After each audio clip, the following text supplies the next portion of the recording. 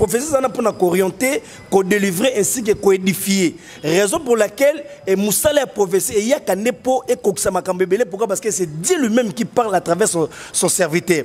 Tandis que Ngunza ezaba koko bazolo ba mais non pas pour nous accomplir et tout pour nous faire logo mais bazolo ba kama kamongo za superficiel to pe go suka kaka wana.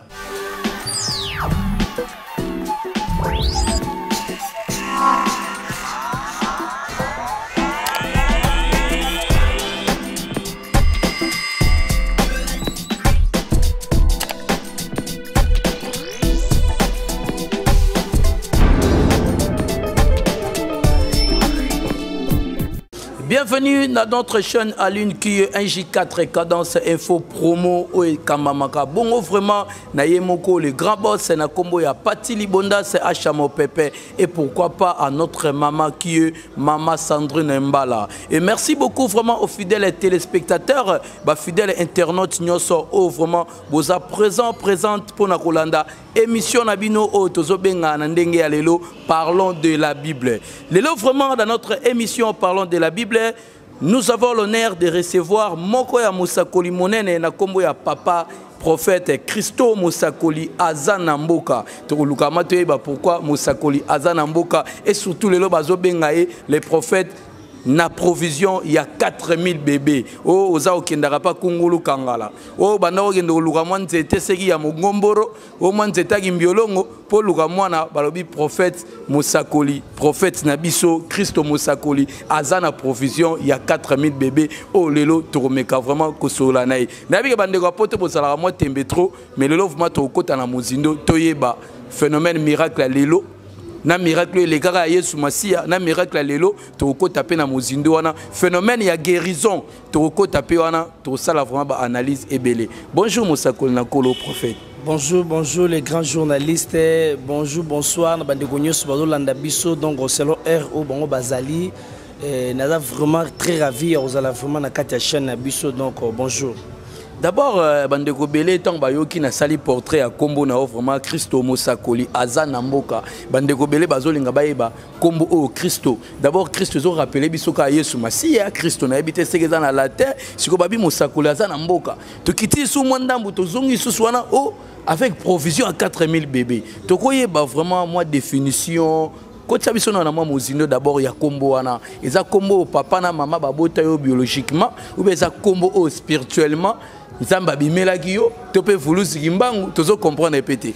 Merci beaucoup grand journaliste. Donc Christo est en grec, est en latin. Donc na grec Christos c'est Christ dans un corps. En latin c'est christocentrique. Et donc ça combo oyo papa na maman babotelenga na ngote mais nzamba sala kinga grâce. Et après baptême de yagoza combo ya Christ oyo tant d'ozo ba Moussakoli Azana Mboka selon 1 Samuel chapitre 9 verset 6 et celle que Saoul tanga perdait qui ba nessa papa naye il a fallu ba luka prophète topé Moussakoli o Azana Mboka donc cela veut dire que prophète attend donc prophète oza considérable donc o makamne nyoso lo bagaki ndaka jamais inaperçu. Raison pour laquelle les gens na kati ya Congo naza Moussakoli azana mboka pour ceux qui na lobé qui ndaka tout droit net et puis prophète oza très considérable donc voilà la raison pour laquelle Moussakoli a na mboka koyoka yo kolobaki tangu Saul ba lobaki aloka Moussakoli Moussakoli na mboka na bili solo mo pezaka na Biblia moko Moussakoli pa tunaka lobi na tikali ka nga moko na mboka yo. Et ça peut question que non ozolo babongo que parmi ba Moussakoli na mboka, et ça question que déjà au mola ta moi ma pekalikolo que yoka ka mutoza Moussakoli na mboko. Te na latite parce que moni mwana musala oya ba Saoul la lobi na toke na mboka wana. Parce que ceux qui tozolo ba na ville wana peut-être toza na moi to pesa ngo valeur, mais ce que so to lobi toke na ngona kana lingala pour ngai naza congolais puis naza mwana mboka. De abi na mboka wana, eza na Moussakoli moko azali. Na mboka wando ezaki na basakoli belé. Pourquoi seulement Moussakoli na mboka? Parce qu'on reconnaît un homme de Dieu, un prophète quand il parle et les choses s'accomplissent. Donc ceux qui Moussakoli ba yeba ke na makambo lobi ese ke kokisami. et ce que na moment ya Élysée tangu na mana zoya ezalaki benda bika parce que roi na moment na biso za président mais na mal bongo ki roi bi ya ko ya na ba lepre na été pourquoi parce que nga na bikisa na Nzambete mais yuka siko yemo botika aya akoyeba que dans cette ville il y a un prophète dalingala akoyeba que na mboka o mosakoli azali mwana oya bandeko fana na kati ndaka na mana bi si tu étais à Samarie prophète nanga ngaka a guérir yo donc cela veut dire que ezaki na mosakoli azaki na mboka donc kolobaki mosakoli na mboka ezako lata ba paqueté to pe kozala pe orgueillité et nyolo bakaki nga naza na kati ya mboka donc soki muta lukinga donc tikota que ça possible na bandeko bazolanda yo bandeko ba moni lelo kaka mosakoli Kristo mosakoli azana mboka prophète na biso mosakoli ofmaza na mboka na biso Congo RDC mboka o ya bilaka mboka o ya mapamboli ebele mais na yo ki olobi ozwaka baptême na yo mais na royeba baptême ngo ozwaka ngo na église nini parce que na bomwana na yo to yebi église banda ko régner trop zalara catholique na habité ceux qui protestant côté ni o yozulaka baptême non na bomwana église banda ko régner zaka catholique parce que réveil est depuis 1969 au Télé Osborne à Kotisiango. Et na moment Télé Osborne à Kotisi où ezali réveil na kati ya RDC au réveil et moment yaki na 1969 et ça moment où église Nzambe Malamu et bimaki parce que azalaki Aïdi Nabal où yabane ko coaché Aïdi Nabal Alexandre donc depuis 1969 donc ezali depuis longtemps. Et biso sikoyo toza bana Aïdi Nabal Alexandre mais toza ba koko na ye parce que Aïdi Nabal bimisi pasteur Soni bimisi linga oza père spirituel donc nga naza lokola na robenga Aïdi Nabal lokola koko alors cela veut dire que église de réveil ezalaki nango déjà depuis longtemps bimaki alors nga nazui déjà baptême nanga depuis 2000 ans nazui baptême étant que moi na Nzambe na ndimi ko yambaye donc nazui engagement nangai na Nzambe donc c'est un peu ça mais lelo phénomène ozoloba kozala mosakoli na kolo topé prophète ndo ozoloba ke prophète aza moto alobaka makambo ekokisama mais kozonga en arrière tozalaka na bakoko na biso obanda kobenga bango bangunza bangunza o bazalaka pe komona makambo o ekoyela biso banda oyebisa biso pe makambo eleka banda oyebisa biso makambo pe bombama o nzambe ya tutulendo nzambe ya mpungu o nde banda oloba na ndenge ya bokoko abanda kolakisa bango mais leo tokosa la différence ya moko o azali prophète na moto bazali kobenga ngunza.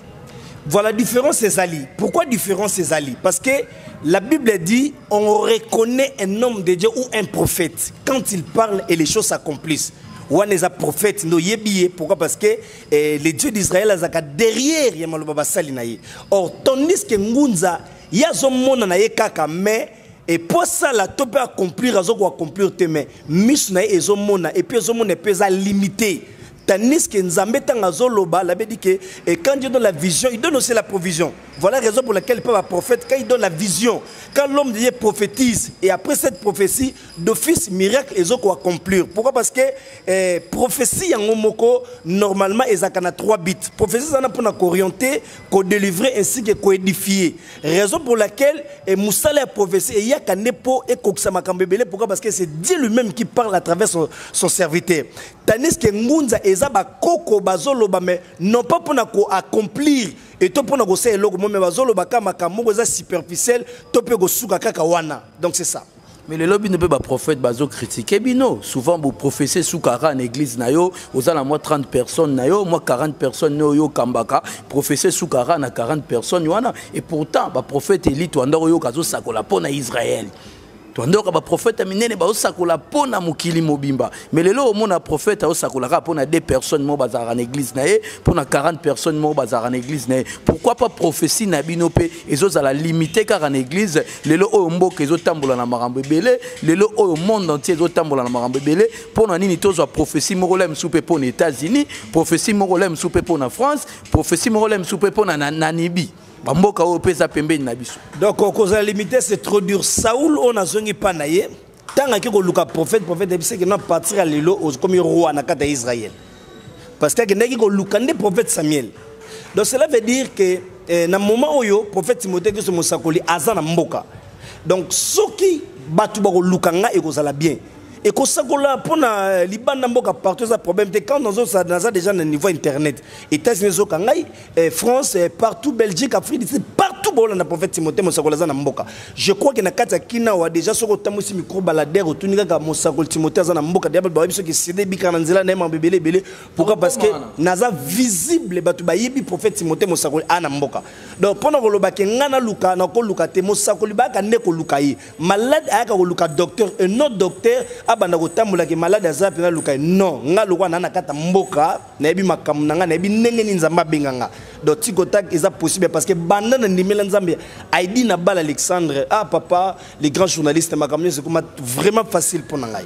Merci beaucoup Makamunyo, c'est comme facile Nanzela Nkolo Ndenge Kola Lobara, celui qui croit tout est possible, rien n'est impossible. Mais Nasima Nabiso bande kunanga ba téléspectateurs, ba fidèles internautes, c'est bozo landanga, je pense que bozo mona wana ba drapeau ezako symboliser vraiment nazo mona vraiment États-Unis, peme nanga nazo mona peuple israélite, peme nanga kuna nazo mona RDC Congo o Tolobaka eloko makasi. Mais parmi ba drapeau o nga na habité vraiment parce que drapeau au route baroma yinango ma mukena mukili drapeau au pe bakoko balobaka yango muteyela biso Yesu masi na Bible et bebisa bokoko na biso drapeau au RDC tonda richesse lelo oyo RDC ezaka na mikakatone belé mais lelo Mosakoli Nkolo a représenté 3 drapeaux au na sima mo Congo nae to mekoye ba vraiment ezaka na signification ba drapeau.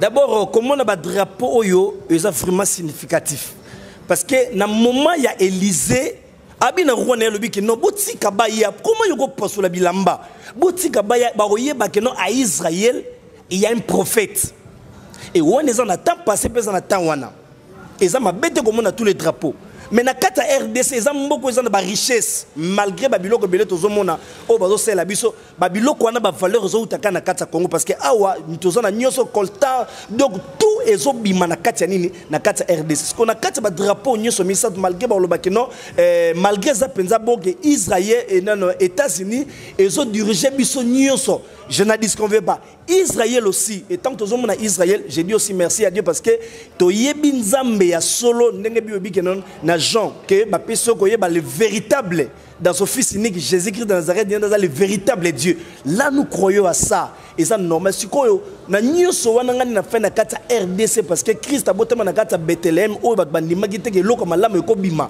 ya valeur donc malgré ba do ko mona que non Israël et ça le gros la net na c'était voilà la raison pour laquelle prophète Timothée Mosakoli na mboka bo États-Unis boya France mais na linga na fan na kata mboka na ngana Congo pour que ba te belé ba témoigner raison pour laquelle ba drapeau nyoso ezali so remarquer même na kata France wana o remarquer na kata Belgique o mona ba congolais basé belé au chaque fois ba tombola toujours drapeau na bango et belé pe ba changer ba nationalité mais ba ndima ko zalaka congolais parce que mboka oyo ezana bilaka alors nga prophète Timothée Mosakoli na bino ndeko na bino famille na bino na toujours na kata RDC voilà pour laquelle raison pour laquelle RDC loko la kande bolo bageze loko makasi ngape na kata Congo pour que makamyo zaka tikotak de toi likolo na RDC ba betela li solomo ba ebisanga ki drapeau RDC ezaka na ba couleur moko ezaka prophétique ba étoile nango ezaka na moi ba signification nango ba couleur nango attaque Mosakoli ya mboka vraiment prophète nabiso Christo okoyebisa biso est-ce que drapeau ngo mais ezaka na ba biloko mo eza significatif par rapport à prophétie étoile ba couleur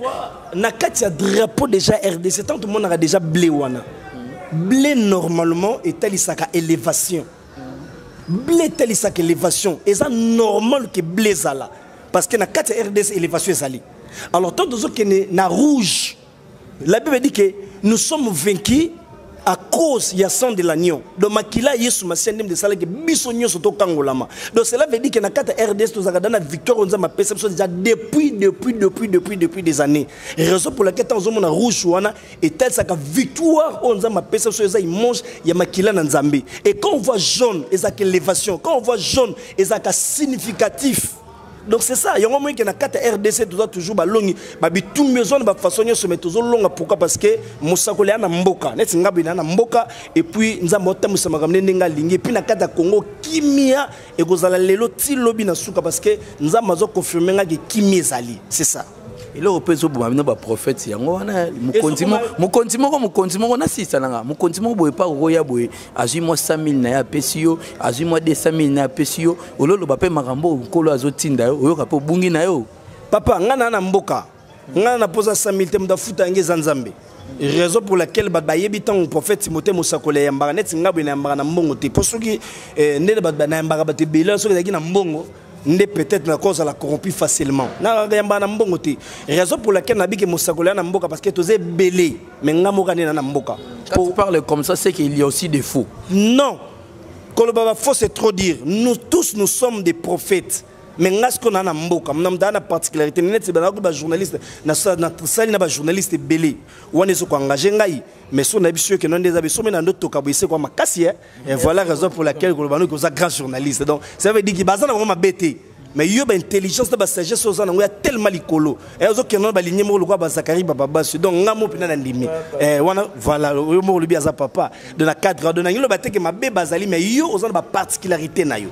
Merci beaucoup, vraiment, Papa Nabiso, prophète Christo Mosakoli, Azanambo, Kaboko Zalanabino, Bozana Balikola, Banzete, Bozana Basamai, mais Mosakoli, Christo, Ye, Azanamboka, Pona Kosala, Mosala Nankolo. Mosakoli Nabiso Christo, tout comme ici qu'on a phénomène, maman na likambo o vraiment eza konyoko la mboka mobimba ezali phénomène ya guérison parce que yeso masi ya tango ye moka yaka atambulaka na mai abikisaka ba aveugle abikisaka ba to maladi ya maba alamusaka ba o bakufaka bazongaka na bomoyi lelo o balobi basali na nkolo guérison ezali komona na te bato bazali konyoka ma mais yo par là au sali vraiment et le remoro ezali contraire na bango parce que tous na ba témoignage bandeko bazobika na ba sida bandeko bazangi mabota bazobik bazobota parce que par là aussi bazobenga l'homme à provision à 4000 bébés toya na mémoire toya na vraiment le phénomène de guérison tout le monde a église ebelé ba guérison zo sala mana ndenge ebelé o peut tout monde bandeko na biso ba catcher ba limbisanga vraiment champion dingo moto na ngenge limbisanga venanga uni britannique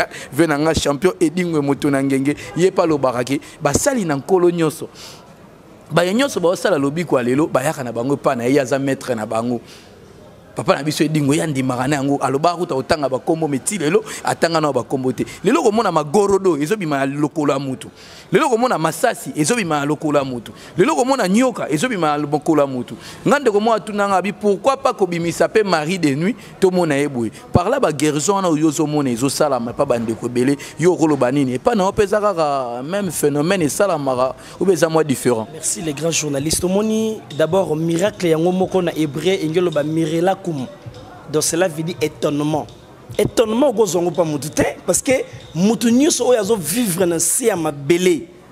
Azana ba problème ana makambo zo déranger. Et comment y a gozo solution c'est pas mutu. Non, un prophète kutunga na zabwe na za porte-parole. Un prophète c'est un proclamateur. Un prophète ngamono na porte-parole. Comment gozo mutu pas mutu.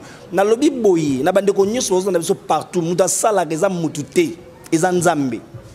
Nabi nabino ki kacher mwa sala te muda sala ki zanzambi kacher zole lampiaka muda ole lampiaka mais muda sala ki zanzambi na yesa bino ke nzambe o ngana ndimile aidi na bala Alexandre azanzambi kacher ni na monisa aveugle na moni kacher moko na komini mais kobimisa magorodo Mosakoli Christo azana mboka kobimisa magorodo ba kacher ba bimisa magorodo na mabumwa batu kobimisa ba masasi na makolo to mona ba kacher ba sala kango kobimisa nyoko na likolo ya mutu to mona ba kacher ba sala kango lelo tozo mona ngo pe aux environnement il y a peuple de Dieu il y a l'église tozo mona ba délivrance kango et comme sala makana na même fonctionnement o bango pe bandeko na bino o tolobaka ya mukili pe bazo sala ka lolenge mona bino. Grand journaliste, merci pour la question. Omoni na loba mettre fois, ngai nde naza boye et pour na pasteur na zaka jish na bangote. Na sens ni omoni et Christ a biboti ka livrer na blé cola. Et quand le maître a yenda ko cha différence entre malam na mabe. Alors lokola nga naza nga jish ba pasteur te makambo eza surnaturel pour nga zaka inexplicable. Na mpese exemple moko. Christ a tindi ba ke pour na mbongo yempo. Atindi bo ke no bozwa mbisi na mai bo misa mbongo na munoko. Na ebite mbisango. Autaka na banque pe dini na mai na ebite. Ezaka surnaturel, eza inexplicable. Donc naza mi placé pour na ko expliquer ngote parce que eza ba surnaturel, eza inexplicable. Ko dindane na libulu wana eza mabe, wana kindoki. Donc c'est ça. Donc par là, vous allez reconnaître que le miracle est appelé Kolo à qui coopérer na ba façon nyoso o ya ko sale. Azana multisystème, il est Dieu. Atika la kaka tena bandenge moko beso mdange bika na kindoki bokate kovo non atanzambe muduso go bika bakate kovo musu bakate kovo il est Dieu. Voilà raison pour na lobaka ke ngai e salamela ngai te ke ligorodo mambebele bele bima mais le roi n'a pas juge à pasteur surnaturel et inexplicable. Moza porte-parole yankolo mais lelo to moni pe basakole mususu lelo akepe na ndaka bato boye abandi ko sambela nkola lobelie atimoli libulu abimisi eloko yo ko loba nini par là déjà tu ozo bimisa eloko non ce qui est donc moi na côté na ba détail wanezati déjà moni muto azui ngala zo tuno kati parce que po za mo lobeli na nkolo na minito na mona na lobeli bosole mususu yankolo azo lobela na nzela na yo ngaloko na za porte-parole ya Nzambe, je suis un proclamateur, je suis un prophète, un nabi. Et donc, comme on dit à grec, donc cela veut dire que ngana kati awa na olobela makambo Nzambe atini ngana loba na peuple de Dieu ba bika ba témoigner miracle na Nzambe. Déjà batu o nyoso ba bika ezana ba livrer ezana ba blé, mais le maître ndako ya ko tcha différence ngana za mieux placé te pour na yango. C'est ça. Mais peuple de Dieu au bazotambola na ba conducteur à mabe au monité bazotambola lokwa ba aveugle tant que bino balobe na nkolo bozoe ba ko différencier bango yango te au monité ba rocha lokolo pe na esika o ezali libulu parce que bango bazana bango ba aveugle bazoe banzela o bazali ko tambola te parce que lelo motonyo sazoya na kombo ya nkolo bible pe lo bango ke na mokolo asuka batonyo so ba oya na kombo nanga ba osala pe babikamwa mais na suka na ngonga na koloba na yebi bango te lokola bino bo balobe na nkolo eloko ni bo ko sala rapport aider peuple de Dieu wana baza na bungate baza na bobungi te batambola lokwa bato bazangi misu te eloko nini mission ni boko za nango pona kosala déjà bible lobi ke non bato nyonso eloko liboso ezali mutu nyonso ayeba Seigneur comme sauveur Seigneur comme sauveur na kata vina cela veut dire que mutu nyonso na kata église oyo zali bati ya Yesu Christ Jésus Christ comme Seigneur et sauveur. C'est fini. Azala Yesu lokola mokonzi pe mobikisi na yo o croire na ye ya ko yeba ye ya ko tambola na droiture et quand on mona peut-être ko banga Nzambe zate et là tu vas quitter mais so moni ko banga Nzambe za bazo te ya yo Jésus Christ comme Seigneur et sauveur le Dieu d'Aïdi na bala c'est tout tikota kezali. Merci beaucoup aux fidèles téléspectateurs et aux fidèles internautes. Il est temps pour moi vraiment à relever moi mouké na pe misape na no musakoli na kolo Christo musakoli yamboka vraiment apé maintenant moi mouké parce que ba question zo kenema to beti koto yé pas beti nga koto to beti koto yé pas beti nga koto phénomène o ya guérison le luka marambebele le o na mboka na biso RDC Congo mauvais Alain Moy de Bilbao na kati Espagne maman na biso Sandrine Mbala ainsi que tonton héritier Minimbu o bozolanda biso toujours lelo vraiment na mboka Switzerland lelo o soko tambo na Kinshasa okomona o ngana kaka docteur Tradininho o basi babota kate o hémorroïde o nga sida o nga tibera mikuwa o nga nini mais lelo to comprendre était musakoli na nkolo musakoli azana mboka Kristo ye azali ko bikisa ba maladie lokola sida o tobi maladie o lelo mboka mobimba mokili mobimba ti lelo babunda na kana yango pona lobiko nango to yeba te seke ezala ke tumu na nkolo lelo o to yisuna maladie o ezali stérilité bato bazali ko zanga mabota lelo na mboka na biso ko mona mariage moko esalama liboto ezako yate bana bazako yate mais mbongo ezali bazako vivre en abondance mais esengwezalité à mwana mais musakoli na nkolo Kristo musakoli na mboka alobi ye azali na provision ya 4000 bébés par là vraiment makambo nyonso balobi ko oyo ba guérison ba sida ba guérison ya bato babota kate makambo nyonso na provision ya 4000 bébés et elindeni makambo bandeko bana poto musu bakotaka doute na maramba boy ngai doute za problème te grand journaliste problème ezali ke mutu andima d'abord na Nzambe nda témoignaka nana 4000 bébés on Nzamba pesinga bango na provision cela veut dire que mutu nyuso ana problème à conception parce que déjà bandi a prier pour nango ils en a battu na lo baba na zemi bazui musu ba tiko bota déjà parce que 4000 bébés ils sont disponibles ezaka pona basité mais ça peut pona mibali o akokakate akokakate ko pesa mwasi zemi ngana na posa na ye abengine kanga na prier na tiko take salami likola vinaye. Et je crois que bon, il mange déjà bon l'axa awa on a papa ya mokolo 80 ans monsieur mon ngate na bondeli ya moni sidam dazo zung sa ba kisi na ye alors pona ngai banda na ndimela Nzambe Aïdi na bal Alexandre tiko takeza bena facile pesa disponible na mona ka miracle Nzambe chaque jour donc c'est ça. Mais si vous commencez à dimension à pouvoir, on a pour musakola sukara na koloba oyekoya pe kokisama. Mais comme si on a ministère mususo yo komi nango olongo musakolo comme si on a ministère yo komi ya miracle. Eza sundenye eza libonza o lisu Nzamba bakisela kiyo oyemoka ya kolobelo ke non musakoli Kristo musakola za na mboka musala o lisusu esengeli na yo osala yango. D'abord ministère de la 5 ministères.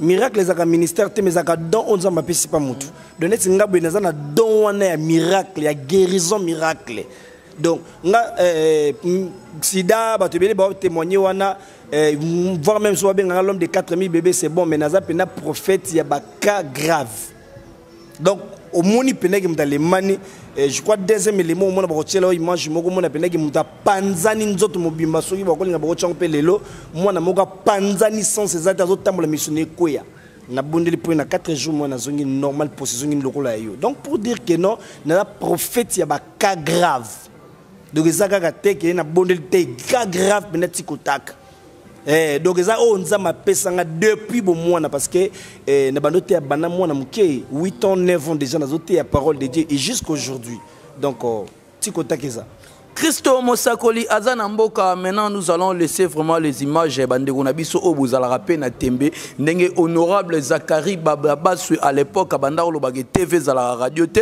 mukolo TV comme radio NJ4 cadence ya Pati Libonda c'est Acha mon pépé na maman na biso Sandrine Mbala et pourquoi pas à mon pote Abel Star hein depuis Mboka pa na ma vraiment Shakira Gucci ba o bazana tembe vraiment botala siko ba image o total ba témoignage ya bandeko na biso o bazwaki lobiko nanzela ya moko ya ba prophète Christo Mosakoli Azana Mboka total élément toleka titika dima check.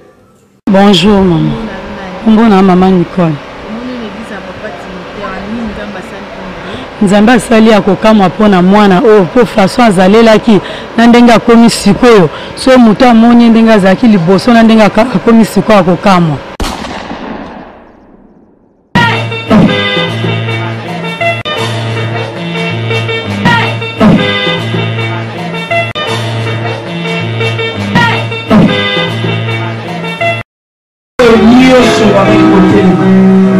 Moi, je suis parce que promesse pour les gens. Maintenant, je vais voir qu'il y a un secours. Ça me dit là-bas. Tant que na mwana awa ba pose zolongwa na nzoto. Pe tant ba pose zolongwa na nzoto ezosa kwa ko nzoto ezo parce que so memi okoka solo. Pe okolinga ko mema ete. Okoyoka paso vandi pembe nozo sentir solo ba poso pe olinga osimba te so okangie na liputa tango ofungola liputa ba poso zo kwea so zo tambola na mwana fo zipa liputa po mutu so ka so atali fa balselongi atala pe mutu so atali abandaka kolela so atali ka mwana fa banda kolela donc nazo bomba mwana nazo zipike ka na liputa tango toye awa papa bondeli pona ye to ko kende atoko d'hôpital tant que hôpital boso toki baboyi toki d'hôpital ami balé baboyi toki ami satu na Saint Joseph babike bino bomeme biso ebembe na bino bomeme ebembe awa mala bokende nini mama yemo bokende ebembe na bino kuna ezaka na biso te mais hôpital sikoyo ba komi susu ezaka na biso te to ko yesu pa papa bondeli pona ye papa Timothée abondeli pona ye tanga abondeli pona ye lelo mwana akomi changement mwana biki ana 4 ans.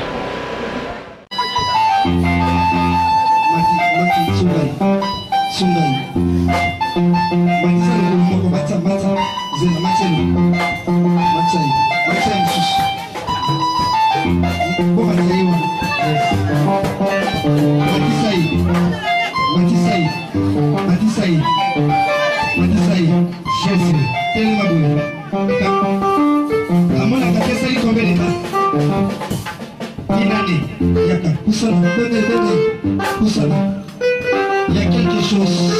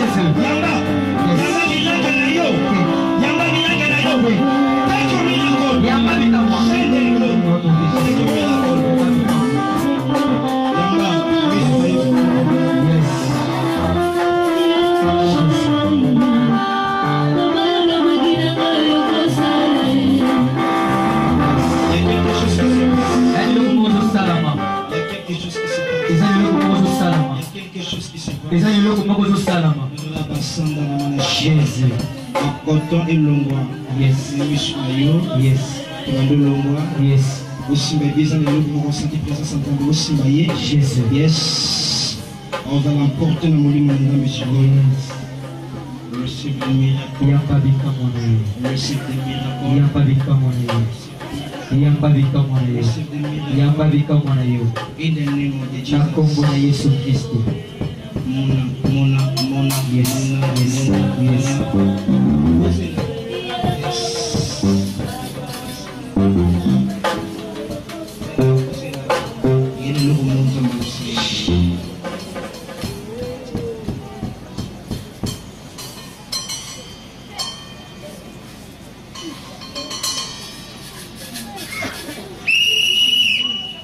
Amen. Yes, sir.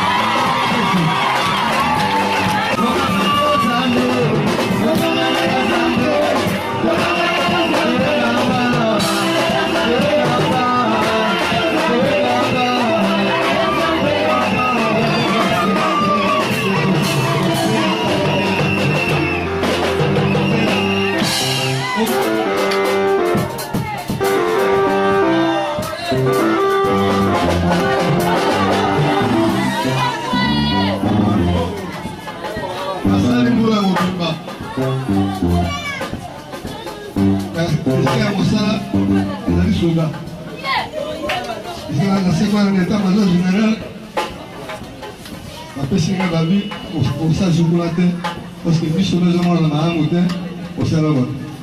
On m'a dit que tu as un peu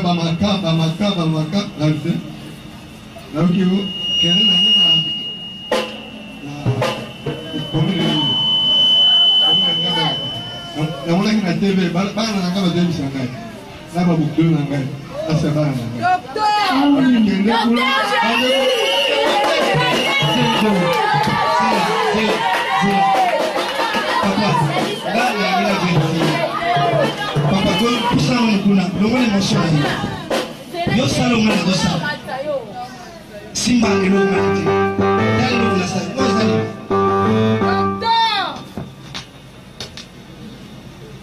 oui. Oui, les papiers.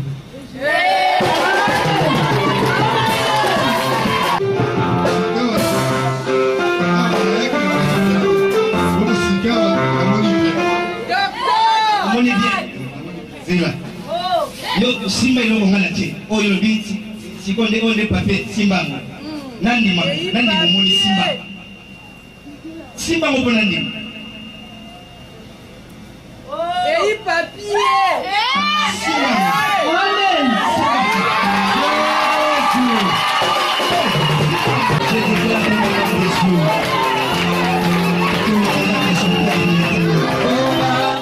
Shalom, shalom, chaque jour, nous allons témoigner de Timothée Christ, Tikotak.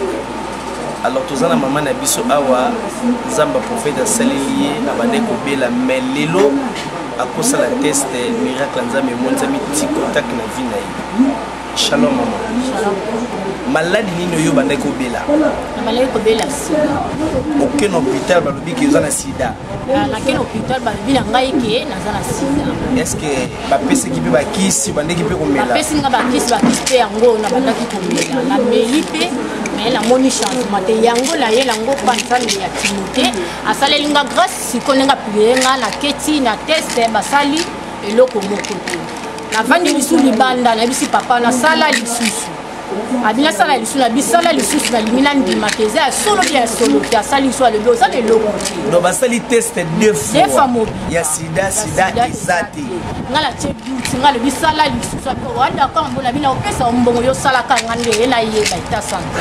Asali lisusu abi eloko ezati. Mais liboso tong basala ki sida donc famille mobimba yebaki ke yoza na sida. Na yeba ki yango baza d'accord na yango. Mona ipe na omela bakisi. Tango zomela bakisi babi ko mela kango pona sida. Mais lelo kei au cause de cette test na prière amuki balobi ke sida ezati. c'est que bakisi c'est que ça ngai merci beaucoup pendant le baquet nzamba possibilité illimitée à nzambe soki nzamba za capable de kubikisa mutu boye sida nyoso esile puis mudazuti bakisi muta limité que nzamba sele ba bandeli lisusu miracle nzambe ezali donc na zo kwa ke eloko moko te leki nzambe sida leki nzambe te cancer leki nzambe te ba bilembo yango o nzamba sali sert à témoigner gloire ya nzambe totikala toujours en contact quand mana nzambe mosakoli prophète Timothée Christ ana mboka nzamba pombo Retour sur les plateaux, vraiment, Bandeko Nabiso, vraiment, mon vieux Flora Pambani, et pourquoi pas l'unique agence Soleil Nganziama, Bino Batubozala, Bato ya Tembe, Botiko Tala, vraiment, Ndenge, délivrance Bandeko Nabiso et Salami, vraiment, je pense aussi à Amani Bogu depuis les États-Unis, Yopozala Moto ya Tembe, Ndenge Mona Shakira Gucci, Omoni, vraiment, Ndenge, délivrance et Salami Wana. Mosakoli Nankolo, vraiment, Mosakoli Azana Mboka Christo, Tomoni Wana aveugle, vraiment. En pleine église, vraiment, avec la Yewana délivrance à papa à 80 ans et Salami. Tout le monde, maman, Nabiso, vraiment à 40 ans, a eu délivrance, na sida, a eu Kabaki Sinaye. Tout le monde, wana maman, na moura, panzani, nsotome, dans 4 jours, délivrance à moi, nane et Salami. Eh, Maramba Boué, vraiment, Moussakolaza, Nambokobi, Romo Bangi Sanga, Kimbango, Moussous Abimi, na Congo, Ebe, Makamni, tout le monde. Kimbango a Kobimate parce que Kimbango a un prophète, mais Jésus a un Nzambe.